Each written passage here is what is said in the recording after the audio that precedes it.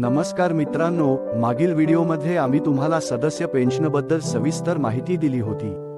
आम्ही सांगितले होते की सदस्याला 10 वर्षांची अंशदायी सेवा आणि किमान 50 वर्षांची वय पूर्ण केल्यावर पेन्शन मिळते। पण कर्मचारी पेन्शन योजनेमध्ये सदस्यांच्या सामाजिक सुरक्षेसाठी एक अतिशय महत्त्वपूर्ण तरतूद अक्षमता पेन्शनची केली आहे। अक्षमता किंवा डिसेबिलिटी पेन्शन त्या सदस्यांना मिळते जे दुर्भाग्याने कोणत्याही कारणाने त्यांचे उपजीविकेचे काम करण्यास पूर्णतः आणि कायमचे अक्षम होतात। याच्याशी काहीही फरक पडत नाही की ही अक्षमता त्यांना कामाच्या वेळी झाली आहे की कोणत्याही अन्य प्रकारे। उदाहरणार्थ, एखादा व्यक्ती कोणत्या तरी ठिकाणी बीडी बनवण्याचे काम करत होता आणि एका रस्ता अपघातात त्याने आपले हात गमावले तर तो अक्षमता पेन्शन मिळवण्यासाठी अर्ज करू शकतो।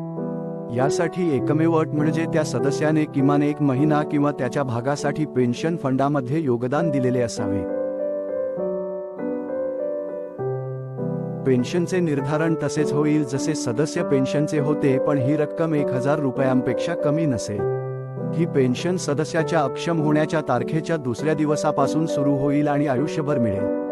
सदस्याने आपल्या पेन्शन अर्जासोबत निश्चित फॉर्ममध्ये सक्षम वैद्यकीय बोर्डाने जारी केलेले अक्षमता प्रमाणपत्र जोडणे आवश्यक आहे।